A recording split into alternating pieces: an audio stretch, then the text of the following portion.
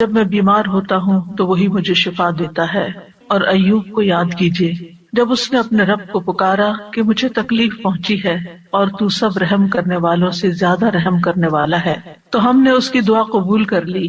پھر جو کچھ اسے تکلیف تھی وہ ہم نے دور کر دی، اور ہم نے اسے اس کے اہل و عیال اور ان کی مانند ان کے ساتھ مزید بھی اپنے پاس سے بطور رحمت عطا کیے اور عبادت کرنے والوں کے لیے نصیحت کے طور پر. ایوب علیہ السلام اللہ سبحانہ تعالیٰ کے برگزیدہ نبی تھے. اللہ تعالیٰ کی طرف سے ان پر ایسی شدید آزمائش آئی کہ وہ بہت لمبی بیماری میں مبتلا ہو گئے، اور اس کی وجہ سے ان کے اہل و عیال بھی ان سے جدا ہو گئے، یا یہ بھی کہا جاتا ہے کہ وہ فوت ہو گئے، مال مویشی بھی ہلاک ہو گئے. لیکن ایوب علیہ السلام نے ہر مصیبت پر صبر کیا، اپنے رب پر بھروسہ کیا، کوئی شکوہ نہیں کیا، کوئی واویلا نہیں کیا، کوئی شکایت نہیں کی. جب تکلیف حد سے بڑھ گئی تو انہوں نے اللہ تعالیٰ سے دعا کی، اے میرے رب مجھے بیماری لگ گئی ہے اور تو رحم کرنے والوں میں سب سے زیادہ رحم کرنے والا ہے. تو اللہ سبحانہ تعالیٰ نے ان پر اپنی رحمت نازل کی، ان کی دعا قبول فرمائی اور حکم دیا کہ زمین پر اپنا پاؤں مارو. انہوں نے پاؤں مارا تو ٹھنڈے پانی کا چشمہ نمودار ہو گیا. حکم ہوا کہ اسے پیو اور اس سے غسل کرو. وہ مبارک پانی پینے اور اس پانی کے ساتھ غسل کرنے سے ان کی ساری بیماری دور ہو گئی. یعنی پانی ان کے لیے شفا کا باعث بن گیا اللہ کے اذن سے، اور وہ پوری طرح صحت مند ہو گئے. اللہ تعالیٰ نے انہیں ان کے گھر والے بھی عطا فرما دیے اور اتنے ہی اور بھی دے دیے. وَأَيُّوبَ إِذْ نَادَى رَبَّهُ، اور ایوب کو یاد کیجیے علیہ السلام جب اس نے اپنے رب کو پکارا. ندا کا لفظ ہے، نادا. ندا کہتے ہیں بلند آواز سے پکارنے کو. یعنی ایک دعا ہوتی ہے جو ہم چپ کے مانگتے، جیسے زکریا علیہ السلام نے مانگی، اذ نادا ربہ نداء خفیہ. وہاں ندا کا لفظ ہے لیکن نداء خفیہ یعنی ایسی پکار تھی جو کہ چپ کے تھی، لیکن یہاں پر صرف ندا کا لفظ ہے، نادا کا لفظ ہے. تو انہوں نے اپنے رب کو پکارا. دونوں طرح پکارنا چاہیے، دل ہی دل میں، چپ کے اور بلند آواز سے بھی. رب ہر طرح سنتا ہے. کیا پکار کے کہا؟ انی مسنی الضر، یا رب مجھے تکلیف پہنچی ہے. در سے مراد انسان کی جسمانی بدحالی ہے، بیماری، لاغری، بڑھاپا، یہ سب چیزیں در میں آتی ہیں. وانت ارحم الراحمین، اور آپ سب رحم کرنے والوں میں سب سے بڑھ کر رحم کرنے والے ہیں. کتنا خوبصورت انداز ہے پکارنے کا، دعا کرنے کا. مختصر الفاظ ہے، کوئی لمبی چوڑی باتیں نہیں ہیں، چند لفظ ہیں لیکن بڑے ہی جامع لفظ. اور کسی چیز کا مطالبہ بھی نہیں کیا، صرف رحم کی درخواست کی، یعنی اللہ تعالیٰ کی رحم کا ایک طرح سے واسطہ دیا. وانت ارحم الراحمین. تو کیا ہوا نتیجہ؟ فاستجبنا لہ، ہم نے اس کی دعا قبول کر لی، اس کی گریہ وزاری قبول کر لی. فکشفنا بہ من ضر، اور جس تکلیف میں ہم نے اسے مبتلا کیا تھا اس سے عافیت عطا کر دی. وآتیناہ اہلہ ومثلہم معہم، اور جس طرح انہیں پہلے اللہ تعالیٰ نے اہل و عیال اور مال و دولت اور صحت اور عافیت عطا کی تھی، وہ سب چیزیں اللہ تعالیٰ نے لوٹا دی، بلکہ اور بھی زیادہ عطا کی. اور دنیا کی نعمتوں کے ساتھ اس صبر پر آخرت کے بڑے اجر و ثواب کا بھی وعدہ کیا. اللہ تعالیٰ نے ایک دوسرے مقام پر ایوب علیہ السلام کے صبر کی تعریف کی ہے. انا وجدناہ صابرا نعم العبد انہ اواب، بے شک ہم نے اسے صابر پایا. اللہ نے گواہی دے دی کہ وہ صبر کرنے والے تھے. ہم صبر بھی کرتے تو بعض اوقات ایسی تکلیف میں ہوتے ہیں کہ سوچتے ہیں پتہ نہیں یہ بھی صبر ہے یا نہیں، یعنی ہمارا صبر بھی صبر ہے یا نہیں، اس میں بھی ڈاؤٹ ہو جاتا ہے. تو اللہ سبحانہ تعالیٰ نے ان کے صبر کو مان لیا کہ صابر ہیں.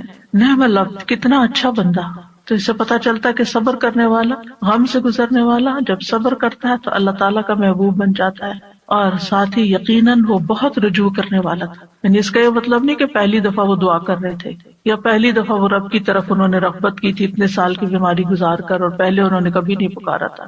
انہ اواب، وہ بہت زیادہ رجوع کرنے والے تھے رب کی طرف، بہت زیادہ اپنے رب کو پکارنے والے تھے. پھر فرمایا رحمتا من عندنا، انہوں نے ارحم الراحمین کہا تو یہاں پر اللہ تعالیٰ نے ان کو اپنی رحمت سے نوازا. رحمتا من عندنا، اپنے پاس سے رحمت عطا کی. اور یہ رحمت کیا تھی؟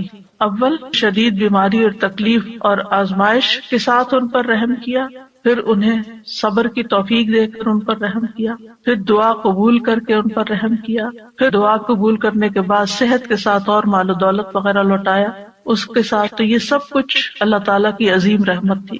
رحمتم من عندنا. اور پھر آپ دیکھیں کہ اس رحمت کا ایک ظاہری مینیفیسٹیشن کیا تھا. ابو ہریرہ رضی اللہ عنہ روایت کرتے ہیں کہ نبی صلی اللہ علیہ وسلم نے فرمایا ایک بار ایوب علیہ السلام برہنہ غسل فرما رہے تھے کہ سونے کی ٹڈیاں آپ پر گرنے لگی، یعنی جیسے بارش ہوتی ہے. ایوب علیہ السلام انہیں اپنے کپڑے میں سمیٹنے لگے. ان کے رب نے انہیں پکارا کہ اے ایوب، کیا میں نے تمہیں اس چیز سے بے نیاز نہیں کر دیا جسے تم دیکھ رہے ہو؟ یعنی مجھے معلوم ہے کہ تمہارے دل میں اس کی کوئی لالچ نہیں، کوئی رغبت نہیں، تمہیں اس کی ضرورت نہیں، تمہارے پاس اللہ نے پہلے سے ہی بہت کچھ عطا کر دیا ہے، تو تم پھر کیوں یہ سمیٹ رہے ہو؟ ایوب علیہ السلام نے جواب دیا، ہاں تیری بزرگی کی قسم، لیکن تیری برکت سے میرے لیے بے نیازی کیسے ممکن ہے، یعنی اس سے میں بے نیاز نہیں ہو سکتا. تو بندہ مومن جو ہے وہ اللہ سبحانہ تعالیٰ سے دعا بھی کرتا ہے اور استغنا بھی برتتا ہے، دل میں لالچ بھی نہیں رکھتا، لیکن اگر اللہ تعالیٰ کی طرف سے بن مانگے اس تک کوئی نعمت پہنچتی ہے تو اس کو اللہ کی رحمت سمجھتا ہے، برکت سمجھتا ہے، اور اس سے تکبر کرتے ہوئے بے نیازی نہیں برتتا یا ایسا زہد اور ایسا تکشف ظاہر نہیں کرتا کہ لے جاؤ اس کو، اٹھا لو اس کو، مجھے نہیں چاہیے، مجھے کیا کرنا ہے، میرے پاس آلریڈی بہت کچھ ہے، ایسا رویہ اختیار نہیں کرتا. یہ بھی شکر گزاری کا ہی ایک انداز ہوتا ہے. اور ان کے دل میں یعنی ایک طرح سے یہ شکر گزاری تھی کہ یہ اللہ کی طرف سے آ رہا ہے، کیونکہ ظاہرہ کوئی انسان تو نظر نہیں آ رہا تھا جو ان پہ سونا برسا رہا، اللہ سبحانہ تعالیٰ کی طرف سے ہی آ رہا تھا، اور ان کے وہم و گمان میں بھی نہیں تھا. اور جو چیز کسی لالچ اور کسی حرص کے بغیر انسان کے پاس آتی ہے تو اسے اللہ سبحانہ تعالیٰ کی ایک نعمت سمجھ کر شکر گزار ہونا چاہیے بندے کو. وَذِكْرَىٰ لِلْعَابِدِينَ، اور عبادت گزاروں کے لیے ایک نصیحت ہے اس واقعے میں. یعنی عموماً جو عبادت گزار لوگ ہوتے ہیں اگر ان کی دعا قبول نہ ہو تو بعض اوقات وہ مایوس ہونے لگتے ہیں، اتنی دعا کی پھر کچھ نہیں ہوا، یا پھر یہ کہ بعض اوقات عبادت کی وجہ سے شیطان دل میں ایک عجیب سا خیال ڈال دیتا ہے کہ تم تو بہت نیک ہو اور تمہارا دنیا سے کیا تعلق ہو، اور انسان صرف دنیا کو کرٹیسائز ہی کرتا رہے اور دنیا کو برا بھلا ہی کہتا رہے. تو ایسا نہیں، یعنی عبادت اور اللہ کی نعمت دونوں جمع بھی ہو سکتی ہیں، جیسے ایوب علیہ السلام پر جمع ہوئی تھی کہ وہ عبادت گزار تھے، اواب تھے، بہت زیادہ اپنے رب کو پکارتے تھے، اس کی طرف رجوع کرتے تھے. اور اواب جو ہوتا ہے صرف دعا نہیں کرتا بلکہ نماز اور دیگر نیک اعمال کے ساتھ اپنے رب کی طرف رجوع کرتا ہے، اور اس میں اگر اللہ سبحانہ تعالیٰ بندے پر اپنی رحمت فرماتا ہے، صحت دیتا ہے، طاقت دیتا ہے، تو ایسے میں وہ مزید شکر گزار ہوتا ہے. تو اس واقعے میں عبادت گزاروں کے لیے ایک نصیحت ہے کہ اگر بیماری آ جائے، اگر تکلیف آ جائے تو پھر کیا کرنا چاہیے. اگر مختلف چیزوں کے ذریعے انسان کی آزمائش ہو تو پھر کس طرح صبر کیا جائے، اللہ تعالیٰ کے سامنے کیسے فریاد پیش کی جائے، اور پھر جب اللہ تعالیٰ انعام فرمائے تو کس طرح بہیو کیا جائے.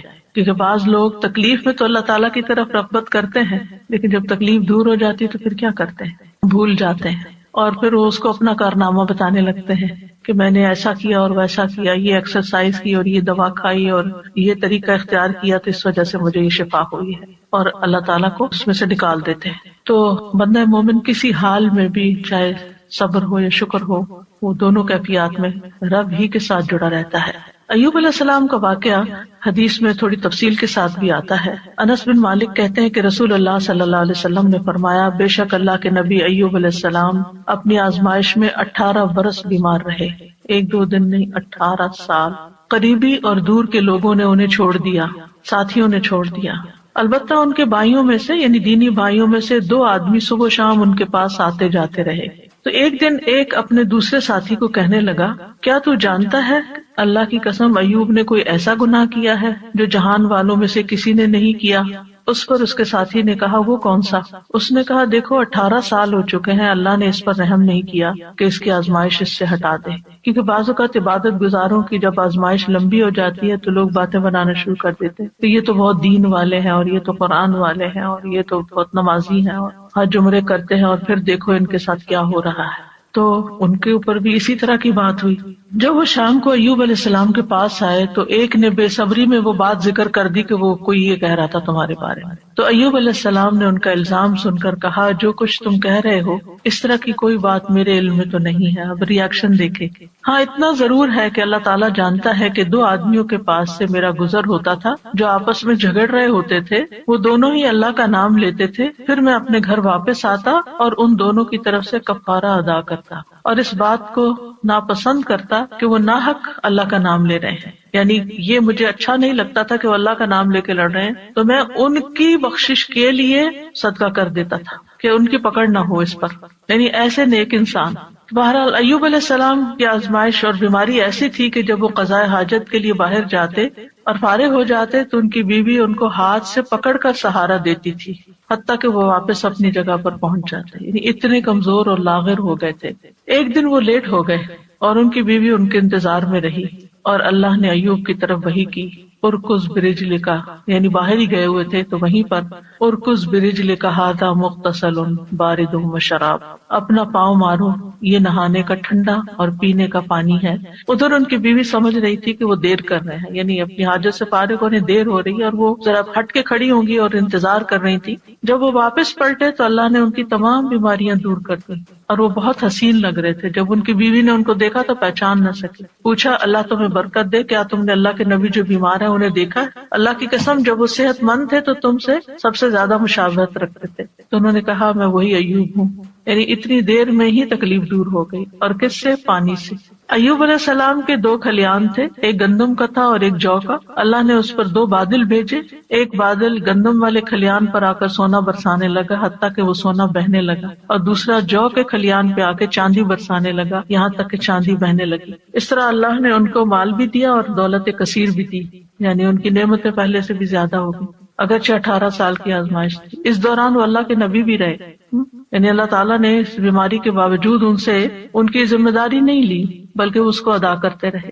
اور ایک وفادار بیوی تھی اور 2 دینی ساتھی تھے جو آتے جاتے تھے، باقی سب چھوڑ گئے تھے۔ چونکہ اس کے آخر میں آیا ہے کہ ذکر للعابدین، اس کہانی میں، اس واقعے میں عبادت گزاروں کے لیے، نیک لوگوں کے لیے ایک بڑی نصیحت ہے کہ اگر تکلیف آئے اور آزمائش آئے تو پھر کرتے کیا ہیں۔ اس سے یہ بھی پتہ چلتا ہے کہ آزمائش نبی اور غیر نبی دونوں پر آ سکتی، کیونکہ ہمارے ذہن میں یہ خیال ہوتا ہے کہ جو نیک لوگ ہیں ان پر آزمائش نہیں آ سکتی، نہیں، سب پر آ سکتی۔ انبیاء بھی آزمائے جاتے ہیں، بلکہ انبیاء کی آزمائش زیادہ ہوتی ہے، اور پھر جو ان سے قریب تر ہوتے ہیں، یعنی جتنے نیک ہوتے ہیں اس کے مطابق۔ اور پھر یہ ہے کہ جب تکلیف آئے تو وابالہ کرنے کی بجائے انسان کو صبر سے کام لینا چاہیے، اور پھر یہ کہ اللہ تعالیٰ دعا قبول کرتا ہے جب انسان اللہ کے خوبصورت ناموں یا صفات کے ساتھ گریہ وزاری کرتا ہے، اس سے مصیبت دور ہوتی ہے، اور مصیبت آنے پر اس کے گزر جانے کا انتظار کرنا چاہیے، اور انسان کو حوصلے میں رہنا چاہیے کہ آج تک جتنی تکلیفیں آئی سب چلی گئی، یہ بھی ایک وقت آئے گا تو چلی جائے گی، کوئی بھی مصیبت ہمیشہ کے لیے نہیں باقی رہتی۔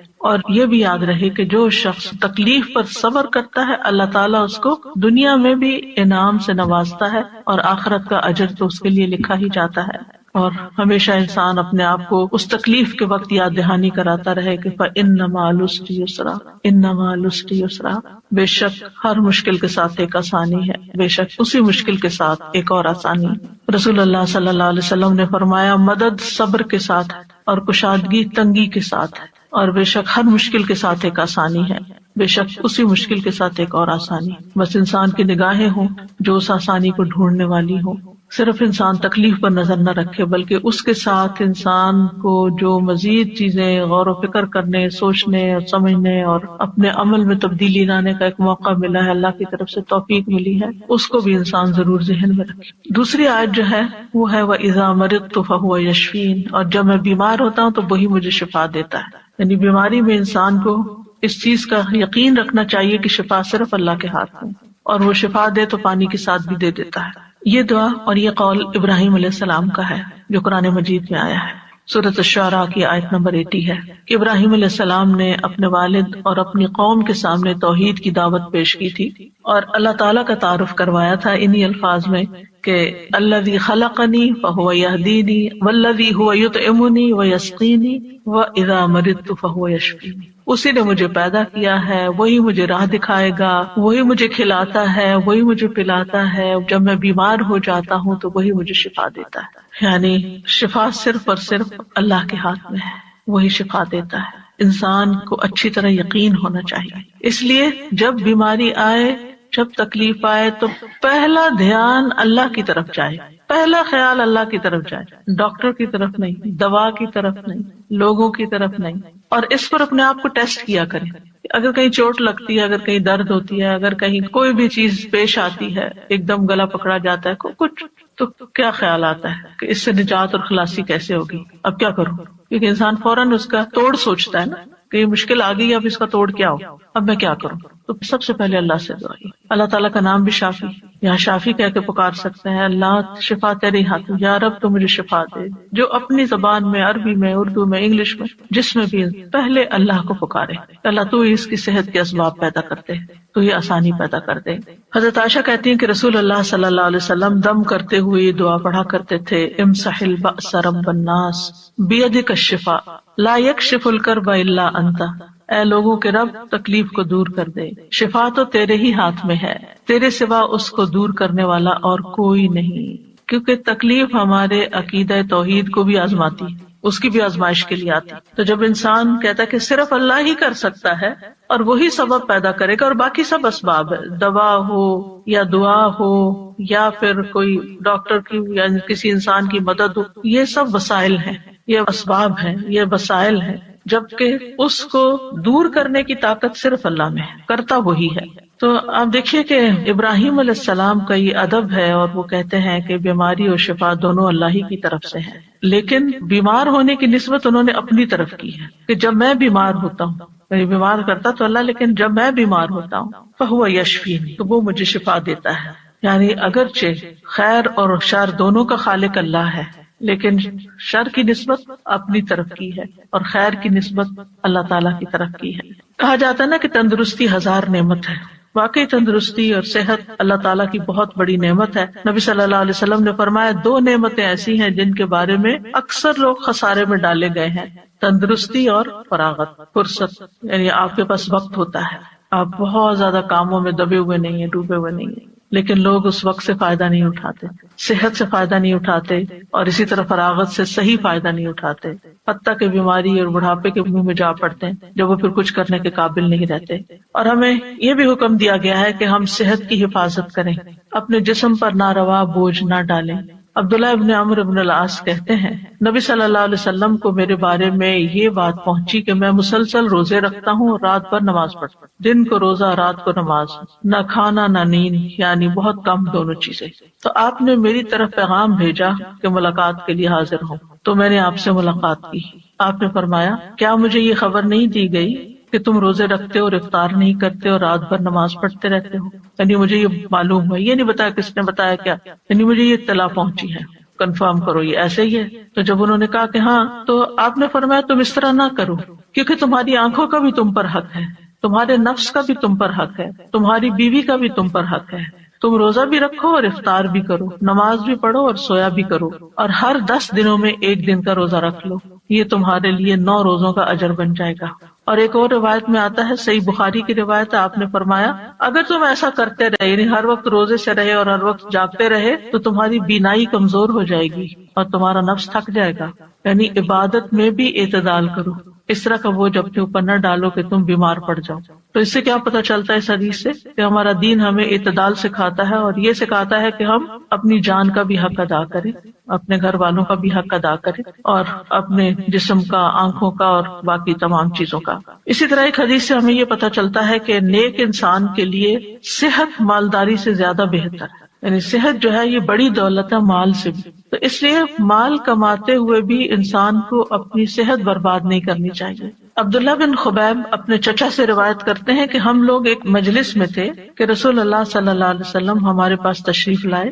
سر مبارک پر پانی کے اثرات تھے، تو ہم نے کہا اللہ کے رسول ہم آپ کو بہت خوش دیکھ رہے ہیں. آپ نے فرمایا ہاں. پھر لوگ مال و دولت کا، مالداری کا تذکرہ کرنے لگے، تو آپ نے فرمایا اللہ عز و جل سے ڈرنے والے کے لیے مالدار ہونے میں کوئی حرج نہیں. یعنی ایک شخص کے اندر اگر اللہ کا تقوی اور خوف ہے اور ساتھ اس کے پاس مال بھی بہت ہے تو کوئی حرج نہیں، کوئی گناہ کی بات نہیں. البتہ اللہ عز و جل سے ڈرنے والے کے لیے مالداری سے زیادہ بہتر چیز صحت ہے، اور دل کا خوش ہونا اللہ کی نعمت ہے. یعنی اگر انسان صحت مند ہے اور اس کے دل میں بھی اطمینان ہے اور وہ خوش ہے تو یہ بہت بڑی نعمت ہے. آج آپ دیکھیں کہ بعض لوگ دنیاوی اعتبار سے بہت کامیابیاں حاصل کر لیتے ہیں، بڑے بڑے ریکارڈ توڑ لیتے ہیں، لیکن پھر کیا ہوتا ہے اس کے بعد جو ایک دم ڈپریشن کا شکار ہوتا ہے. آج ہی میں ایک نیوز دیکھ رہی تھی تو اس میں ایک بہت ہی مشہور کھلاڑی ہے، بے شمار اس کے فینز ہیں، نام میں نہیں لوں گی، لیکن اس نے کہا کہ میں کھیل رہا تھا اور کھیلتے کھیلتے میں گول کر رہا تھا اور ایک دم مجھ پہ ڈپریشن کا اٹیک ہوا اور اس کے بعد میں پیچھے پیچھے پیچھے پیچھے گرتا چلا گیا. یعنی ساری دنیا اس کی طرح لک فارورڈ کر رہی ہے اور اس کو دیکھ کے خوش ہو رہی ہے اور تالیاں بجا رہی ہے، اور اس پر لمحے کے لمحے میں آن کی آن میں ایک ایسی آزمائش آتی ہے، اچانک اس کے اوپر ایک ایسی بیماری آ جاتی ہے، تو ہمیں نہیں پتا، کسی لمحے کا نہیں پتا کہ کس وقت ہمارے ساتھ کیا ہو جائے. لہٰذا اگر اللہ نے ہمیں اطمینان قلب نصیب کیا ہے تو اس وقت پھر اس نے اپنی ذہنی حالت اور پھر کس طرح اس نے پبلکلی اس کو ایکسپٹ کیا کہ میں بیمار ہوں، اور لوگ اس کو ماننے کو تیار نہیں. یعنی لوگ کیا چاہتے ہیں، ہمارے ہیروز جو ہیں وہ تو سپر سے سپر مین ہی نظر آئے، وہ کبھی اظہار ہی نہ کریں کہ ان کو کوئی تکلیف ہے یا ان کو کوئی پریشانی. لیکن انسان تو کہیں بھی پہنچ جائے وہ انسان ہے اور کمزور ہے، اور اللہ تعالیٰ دکھاتا ہے کہ کوئی بھی انسان خدا نہیں ہے. لیکن ہوتا ہی ہے کہ ہم کچھ انسانوں کو خدا کا درجہ دے دیتے ہیں اور ان سے ایسی توقعات وابستہ کر لیتے ہیں کہ نہ یہ کبھی بیمار ہوں گے اور نہ ہی کبھی ان کو کوئی تکلیف آئے گی اور نہ ہی ان پر کوئی آزمائش آئے گی. تو ایسا نہیں سوچنا چاہیے. انسان انسان ہے اور انسان کمزور ہے، اور انسان دنیا میں مال و دولت کے یا شہرت کے کسی بھی مقام پہ پہنچ جائے، اس کے ساتھ کسی وقت بھی کچھ ہو سکتا ہے. تکلیف نعمت میں بھی بدل سکتی ہے اور نعمت تکلیف میں بھی بدل سکتی ہے. اس لیے انسان کو اللہ تعالیٰ کی طرف رجوع کرتے رہنا چاہیے اور عافیت کی دعا مانگتے رہنا چاہیے. لیکن ہمیں جو اس حدیث سے پتہ چلتا ہے وہ یہ کہ مالداری سے زیادہ بہتر چیز صحت ہے. بعض اوقات آپ نے دیکھا ہوگا کہ کوئی غریب سے غریب شخص ہے لیکن انتہائی ایکٹیو، صحت مند، بھاگ دوڑ کرنے والا، کام کرنے والا، جسے عموماً بیک ہوم میڈز وغیرہ ہوتی ہیں تو وہ کتنی ایکٹیو ہوتی ہیں، لیکن ان کو اپنی اس نعمت کی قدر ہی نہیں ہوتی کہ اللہ نے ہمارے ہاتھ پاؤں چلتے رکھے ہیں اور ہم کام کر سکتے ہیں اور ہمیں کسی کے اس لحاظ سے محتاجی نہیں ہے. ہم دوسروں کی خدمت کر رہے ہیں، ہم ان سے بہتر ہیں کہ ان کو ہماری ضرورت ہے جبکہ ہمیں ان کی اس طرح ضرورت نہیں ہے. لیکن وہ اس نعمت کی قدر کرنے کے بجائے اس غم میں رہتے ہیں کہ ان کے پاس بڑا گھر ہے، یہ گاڑی ہے، اور ہمارے پاس نہیں ہے تو ہم محروم ہیں. اللہ کے اس حدیث کی روح سے زیادہ محروم وہ ہے جس کے پاس صحت نہیں ہے. نبی صلی اللہ علیہ وسلم نے فرمایا، جس شخص نے اس حالت میں صبح کی کہ اسے اپنے بارے میں امن ہو، کوئی خوف نہیں، وہ بدن کے لحاظ سے تندرست ہو اور اس کے پاس اس دن کے لیے روزی موجود ہو، صرف اس ون سنگل ڈے کے لیے کھانے پینے کا سامان ہے، گویا ساری دنیا اس کے لیے جمع کر دی گئی. اگر انسان ان نعمتوں پہ سوچے اور شکر ادا کرے.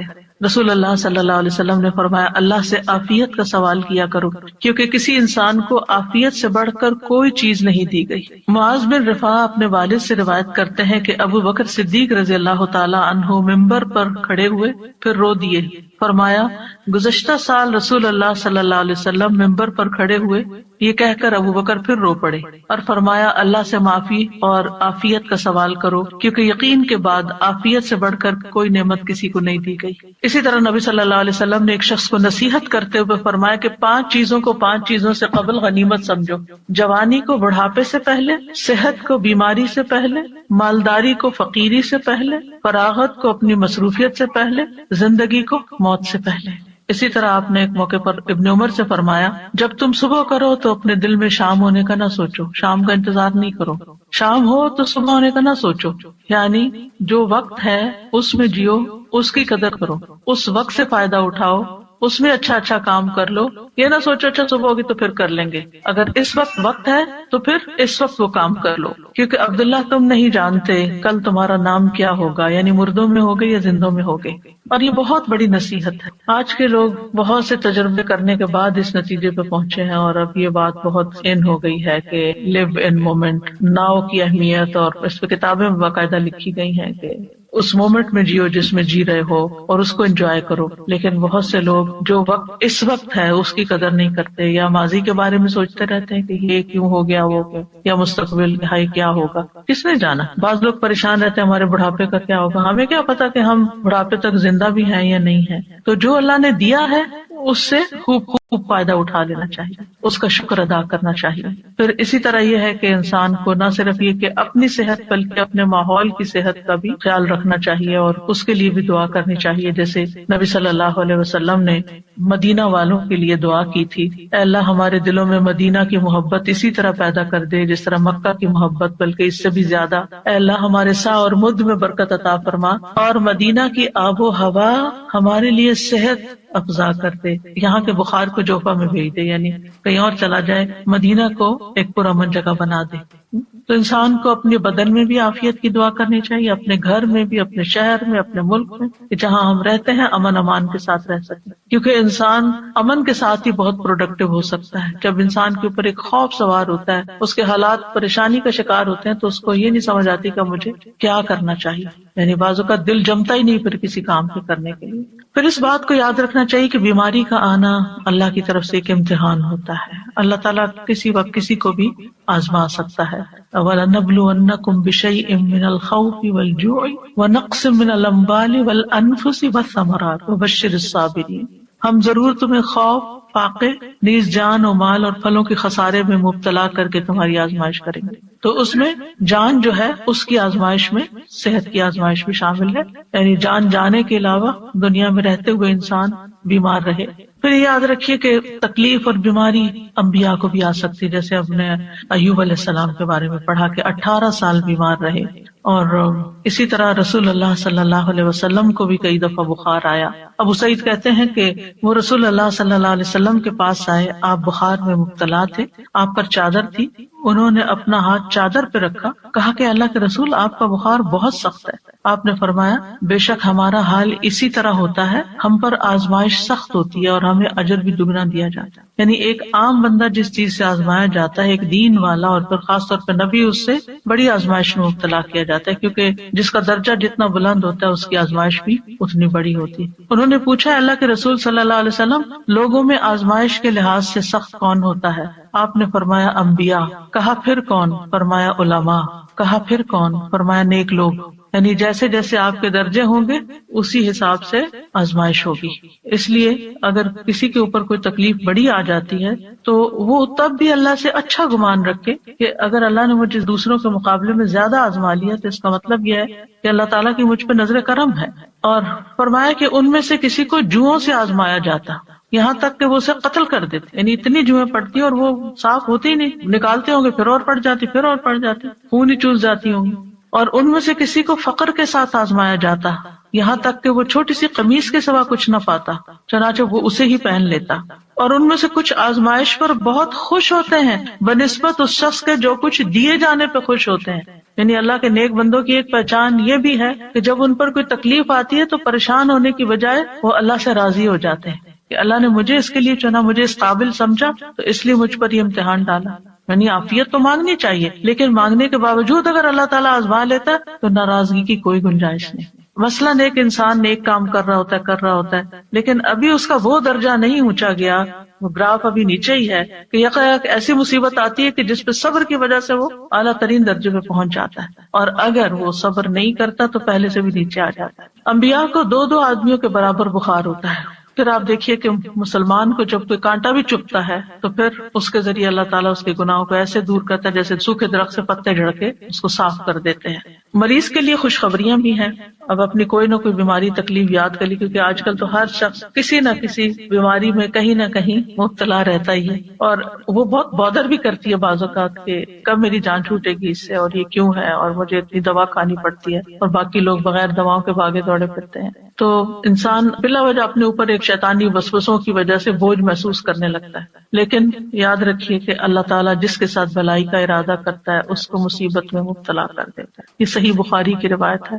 من یرد اللہ بہ خیرا یصب منہ، کیونکہ اس تکلیف اور اس آزمائش اور اس سپن کے اندر سے گزر کے بندہ نکھر جاتا ہے یا پھر پلٹ جاتا ہے۔ تو یہ جو نکھار ہے نا، اور یہ چمکاؤ جو ہے انسان کے دل کے اندر اور انسان کی پرسنالٹی میں، یہ مشکل سے گزر کر ہی آتا ہے۔ ام سلمہ کہتی ہیں کہ میں نے رسول اللہ صلی اللہ علیہ وسلم کو فرماتے ہوئے سنا، جب اللہ بندے کو کسی مصیبت کے ساتھ آزماتا ہے اور وہ اپنی حالت اور کیفیت کی بنا پر اسے ناپسند کرتا ہے تو اللہ تعالیٰ اس تکلیف کو اس کے گناہوں کا کفارہ اور اسے پاک کرنے کا سبب بنا دیتا ہے، جب تک کہ وہ لاحق ہونے والی تکلیف کو اللہ کے علاوہ کسی اور در پر پیش نہیں کرتا، یعنی اسے دور کرنے کے لیے غیر اللہ کو نہیں پکارتا، اللہ ہی کو پکارتا، اللہ ہی سے دعائیں مانگتا ہے۔ تو مومن کو تو ایک کانٹا بھی چپ جائے تو اس پر بھی اللہ سبحانہ وتعالیٰ اس کا گناہ معاف کر دیتا ہے۔ ابو سعید کہتے ہیں کہ آدمی نے رسول اللہ صلی اللہ علیہ وسلم سے پوچھا کہ ہمیں جو بیماریاں لگتی ہیں یہ بتائیے کہ ان پر ہمارے لیے کیا ہے؟ آپ نے فرمایا یہ بیماریاں گناہوں کا کفارہ بن جاتی ہیں۔ ابی ابن کعب نے عرض کیا اگرچہ بیماری چھوٹی ہو، آپ نے فرمایا اگرچہ ایک کانٹا ہی چپ جائے یا اس سے بھی کم. بعض اوقات آپ نے دیکھا ہوگا کہ آپ گارڈننگ کر رہے ہوتے ہیں یا پھول توڑنے لگتے ہیں، کوئی سبزی توڑنے لگتے ہیں، تو آپ کے ہاتھ میں چھوٹا سا نظر نہ آنے والا چھوٹا سا کانٹا چپ جاتا ہے. اب وہ نظر بھی نہیں آتا، لیکن اس کی چبھن اور اس کی بودریشن اور اس کی تکلیف ایسی ہوتی ہے کہ انسان کسی پل اس کو بھولتا نہیں، یعنی اسے بے چین رکھتا ہے. وہ اس پر بھی اجر ہے، لیکن اس وقت اجر بھول جاتا ہے، بس تکلیف ہی یاد رہتی، اور اس کے بدلے اللہ تعالیٰ انسان کے درجات بلند کر دیتا ہے. سادہ جی، مجھے خیال آیا کہ اجر کے لیے شاید ہم اتنے حریص نہیں ہیں، ہم اس کو اتنا اس طرح مٹیریلائز کر کے نہیں دیکھتے. جیسے کانٹے چبھنے اور اس کی بات کی نا آپ نے، مجھے خیال آیا کچھ لوگ اپنی مالی مجبوری کی وجہ سے جا کے بلڈ اپنا بیچتے ہیں، یعنی پنچ کرا کے بلڈ نکلواتے ہیں، کوئی ویکنس ہوتی ہوگی یا کوئی آرگن بیچ دیتے ہیں، کوئی اس طرح کا چیز ہوتی ہے، تو وہ ان کے سامنے وہ مالی فائدہ ہوتا ہے جسے وہ ان کو زیادہ چاہیے ہوتا ہے، تو وہ اپنے جسم کا ایک حصہ یا جسم کا خون بیچ دیتے ہیں. لیکن انسان کے اوپر اچانک سے کوئی آزمائش آ جاتی ہے تو اس وقت وہ چیز نظر نہیں آ رہی ہوتی نا کہ اس کے بدلے اجر ملنے والا کیا ہے. جیسے پڑھا بھی ہے، حدیث میں بھی ہے، یقین بھی ہے، لیکن شاید ہماری وہ لیول آف ہرس نہیں ہے کہ ہم پھر اس پہ اس وقت صبر کر جائیں. اصل میں جب آخرت کو سامنے رکھ کے انسان جیتا ہے نا تو چیزیں اور طرح نظر آتی ہیں، پھر ہر چیز کے بارے میں انسان مختلف طریقے سے سوچتا ہے، نگاہ ہی بدل جاتی ہے. وہ آزمائشوں کو مختلف طرح دیکھتا ہے، وہ نعمتوں کو مختلف طرح دیکھتا ہے، وہ مال کو کسی اور طرح دیکھتا ہے، وہ زندگی کے منصوبے کسی اور طرح بناتا ہے، اس کی پلاننگ کچھ اور ہوتی ہے، پورا پرسپیکٹو چینج ہو جاتا ہے. سادہ جی، ہم نے اکثر دیکھا ہے جب ہم مریض کے پاس ہوتے ہیں اور ہم کس قسم کی باتیں کر رہے ہوتے ہیں، کئی لوگوں کو تو یہ مریض کی عیادت کے آداب بھی نہیں آتے اور الٹا ان کو وہ ڈی موٹیویٹ کر کے اٹھتے ہیں کئی مرتبہ.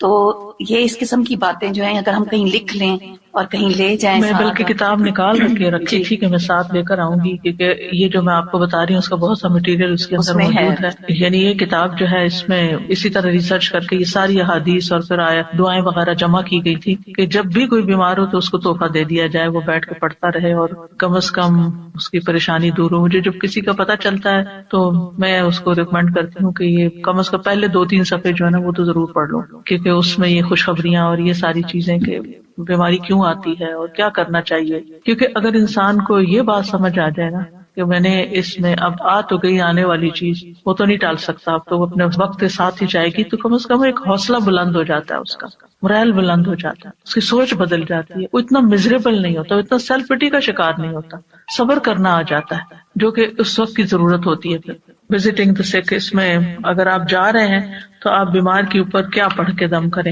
اس کے بڑے بڑے حرف بھی ہیں، ٹرانسلیٹریشن بھی ہے اور ٹرانسلیشن بھی ہے، اور خوبصورت پھول بھی ہے کہ جب کہیں رکھی ہوئی ہو تو دیکھ دیکھ کے خوش ہوتے رہیں. تو اس سے حوصلہ ہوتا ہے، تسلی ہوتی ہے.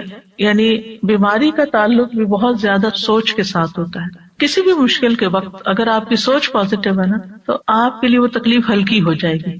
وہ اچانک اٹیک تو ہوتا ہے، آپ ہرٹ ہوتے ہیں، لیکن پھر آپ اس سے فوراً نکل آتے ہیں. مریض کے احکام یہ ہر بندے کے پاس ہونی چاہیے. بیمار ہوں تو فوراً ہی نکالیں.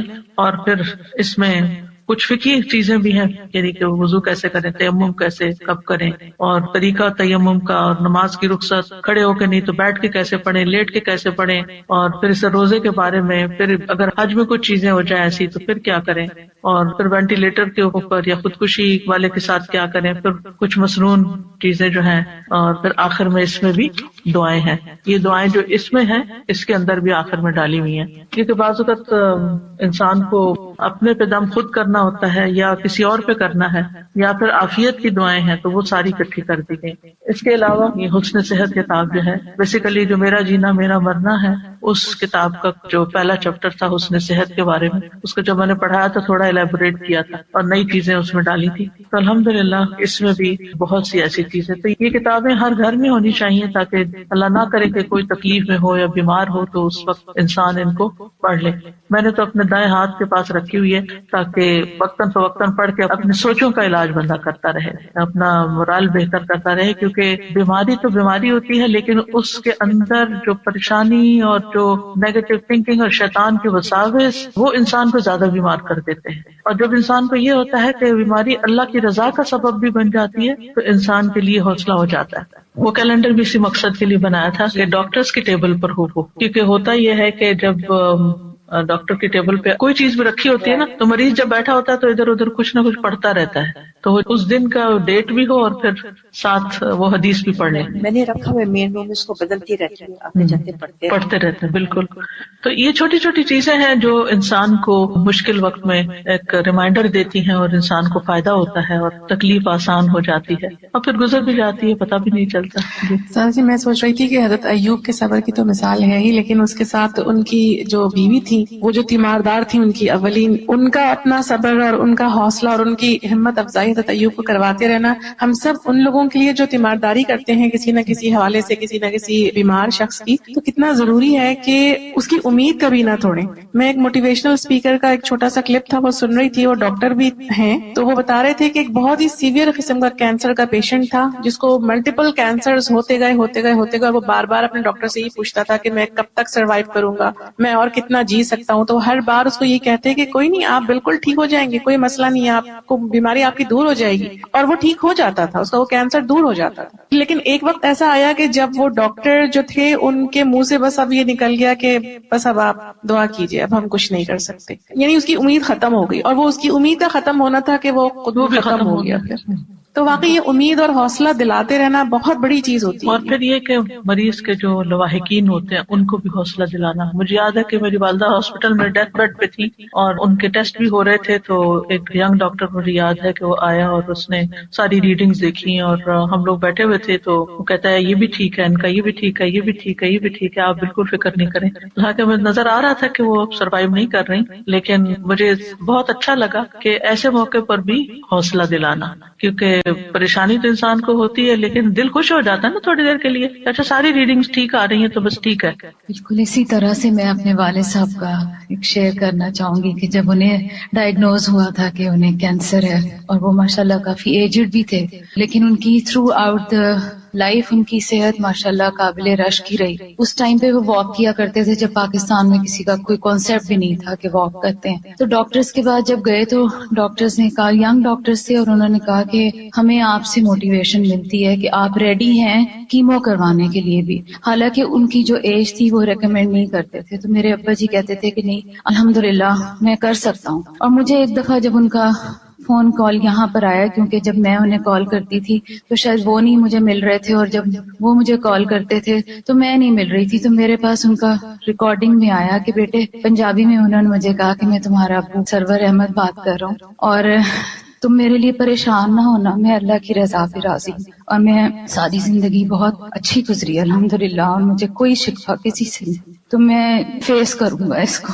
اور وہ اس سے کافی بہتر بھی ہو گئے الحمدللہ.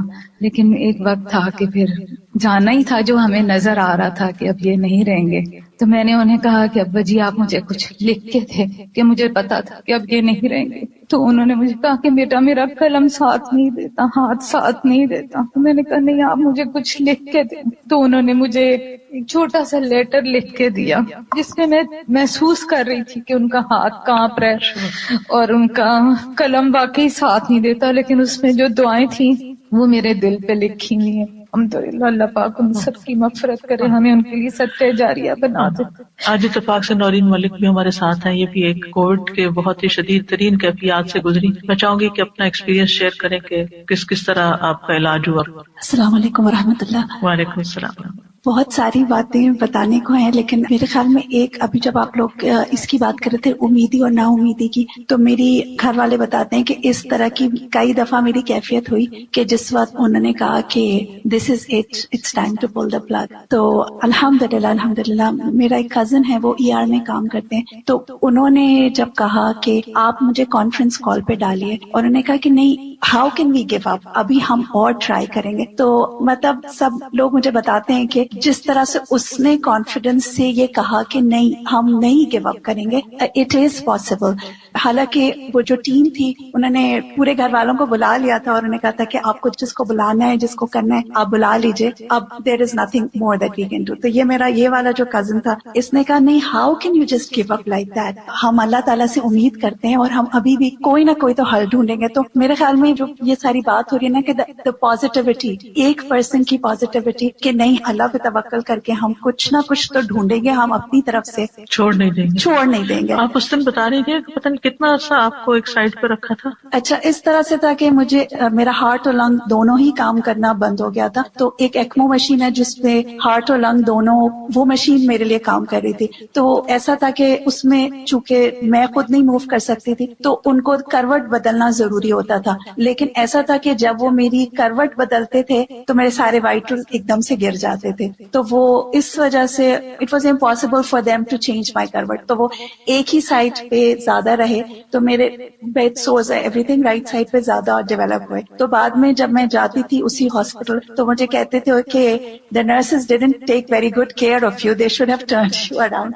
बता रही थी ना बाकी सारे जख्म ठीक हो गए, सर का अभी भी कुछ बाकी है। जी, तो वो है कुछ चीजें। अब जैसे मेरे ख्याल में मैं ये जरूर कहूंगी कि इतनी सारी चीजें मेरे साथ इतनी ज्यादा मिराकुलस हुई हैं कि गिनती ही नहीं कर सकती मैं। एक एग्जांपल मैं ये दे देती हूँ कि जब मैं ठीक हो गई थी, मैं पहली अपनी पल्मोनोलॉजिस्ट के पास विजिट के लिए गई थी, तो उसने मुझे मेरा अगस्त का लंग एक्सरे दिखाया तो वो पूरा वाइट था, पूरा वाइट, यानी पूरा डिजीज हो चुका था। उस इतना से एक पेनी साइज्ड हिस्सा था जो रह गया था, तो यानी पूरा डिस्ट्रक्ट हो चुका था। और मेरे अंदर लंग्स में एयर बबल्स थे, तो वो बहुत परेशान थे इस बात से कि ये बबल्स बर्स्ट अगर हो गए तो क्या होगा।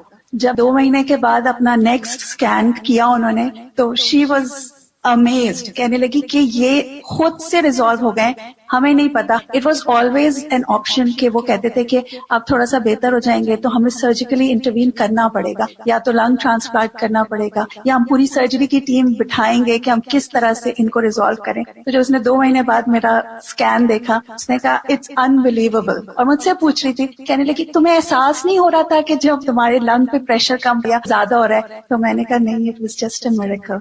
इसी तरह एक उन्होंने मुझे चेस्ट ट्यूब डाली हुई थी, and for the longest time वो सुबह में पूरी टीम होती थी, वो जो मेरे सामने डिस्कशन कर रही होती थी, वो कहते होते थे अगर हमने ये ट्यूब निकाल दी तो ये कोलैप्स हो जाएगी, और वो फैसला नहीं कर पा रहे थे कि इस ट्यूब को हम कैसे निकालें, क्या करें। तो 3-4 हफ्ते तक मैं एक आईसीयू में, फिर दूसरे उसमें, फिर तीसरे, अंटिल के उन्होंने मुझे वार्ड में शिफ्ट कर दिया without taking out the tube. और उन्होंने कहा कि हम नहीं इंटरवीन कर सकते, वी आर टू स्कैर्ड।